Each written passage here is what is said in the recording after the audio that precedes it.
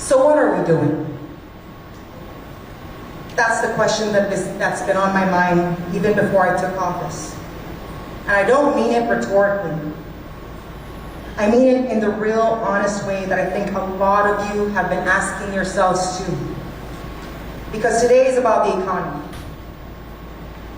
It's about sharing ideas, starting conversations, and trying to align ourselves as a community around something we all want: growth. Growth that creates more business activity, better wages, more jobs, and yes, more revenue for the government.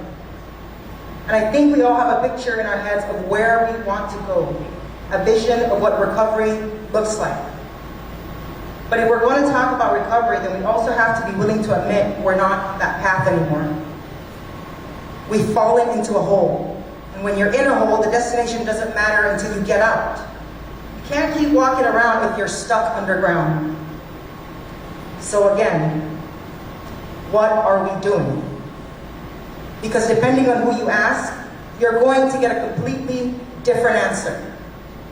You ask the private sector, and I have, and what they'll tell you is simple. They're in survival mode. They're cutting back, trying to hold on, laying off people just to make it to the end of the year. Some have already shut down. And then you talk to the people in government who are supposed to represent those same businesses, those same workers. And what do you hear? Things are fine. There's no emergency. Tourism will come back. We just have to wait. Heck, we don't even need tourism. New industries are coming. We just have to wait. Actually, we don't even need new industries because the federal government will cover everything we need to run operations. We just have to wait. Let me be really clear. Only one of those answers is true. And while we're sitting here to talk about the economy, we can't even agree on what condition it's in. So let's look at the numbers. In February 2025, arrivals were 31.9% lower than they were in February of 2024. Year-to-date, tourism arrivals are 21% below where we were last fiscal year. Business gross revenue in Q1 of this year, 14% lower than Q1 of last year. And last year, excise taxes and other fees dropped by 44%. But forget percentages for a second, just look around. How many longtime members of the chamber aren't here today? How many managers, people who've been in leadership positions for years, are now just trying to find any job? How many of your best people have already left? We have lost legacy businesses, businesses that have helped build this place. And I know some of you sitting in this room, you are already making quiet plans in case you're next. We're a small community. We all hear the same rumors. We're part of the same conversations. And I know I'm saying the quiet part out loud right now. But we all know it's true. There are more closures coming. But what have I been told? Just wait. Things will get better. Be patient. But let me say this. If you've been holding back because you don't want to be the first one to say it, let me say it for you. The government can afford to wait. DFS couldn't. The government can keep the lights on. But the hundreds of workers who just dropped to 30 hours or less a week cannot. The government can take on more debt and pass the bill to some future generation to pay for it. Small businesses don't have that option. And when the government becomes isolated from the economy it serves, waiting in soundproof rooms, everyone pays. So I'll ask again, what are we doing? Look, we're not dumb. We all see where we are, and we all know what we need to do. We have hotels, restaurant, retail employees, and business all in a sector that's struggling for one reason. There are no tourists. And the smart thing, the obvious thing, is to realize that we can walk and chew gum at the same time. We can talk about diversification and still fight like hell for tourism. We can tell the truth to ourselves, to our community, to the federal government about what's really going on here. Not the version cooked up 8,000 miles away. And if we're serious about recovery, then we can't keep pretending the hole we're in isn't real. We have to stop waiting, we have to start fighting, and we have to do it together as one community, one voice, one direction. One of the best things about this community is that when we see a need, we try to fill it in, even if it's not our job. How many of you have sponsored businesses, supported a sports team, participated in surveys, town halls, roundtables? You've gone out of your way again and again to help. But there are things even the biggest businesses can't shoulder on their own.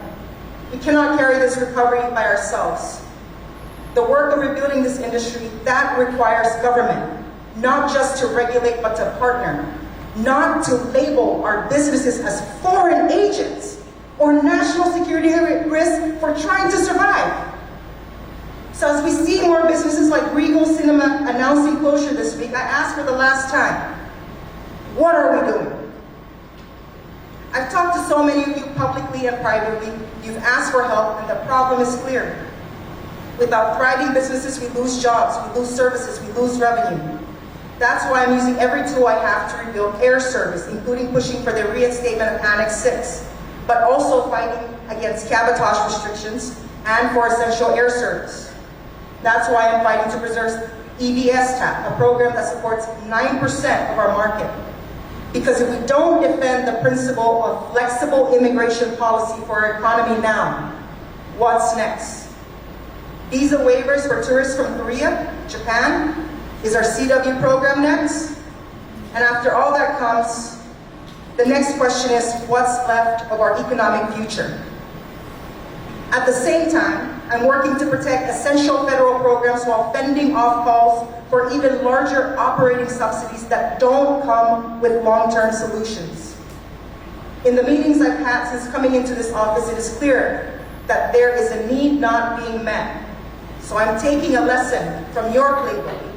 See a need, fill it. For the first time in the delegate's office, we will be using our resources to promote economic investment in the CNMI.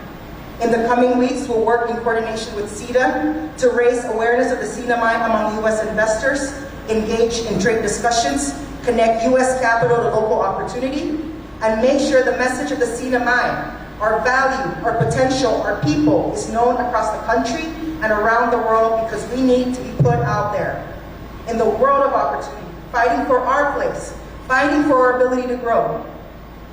We cannot afford to sit still. We need to move, we need to act, and we need to do it now, because no one is coming to save us. And I trust that you all take what I'm saying today for what it is. We are all afraid of what's happening. We're all looking for a way to help this community and to help ourselves. And we're all tiptoeing around the truth we already know. Over the last 3 months, I put myself out there, and I have been the biggest target of people who do not have the CNMI's best interest in mind, because I'm trying to make sure that we are heard. Because there is only one reality, and it's the one that we are living every single day. Things are not well, things are going to get worse, and we need to start speaking the truth about what we need and when we need it. And I hope the conversations we have today are honest and, yes, uncomfortable. Because the truth is uncomfortable, but it cannot be ignored. If we're willing to lean into that discomfort, we can move through it. We can get beyond it, and we can get back to work. Thank you to the Chamber for creating this space, and thank you all of you for showing up, your time, your presence, and your commitment to this community at the moment when it truly matters. Looking forward to answering your questions.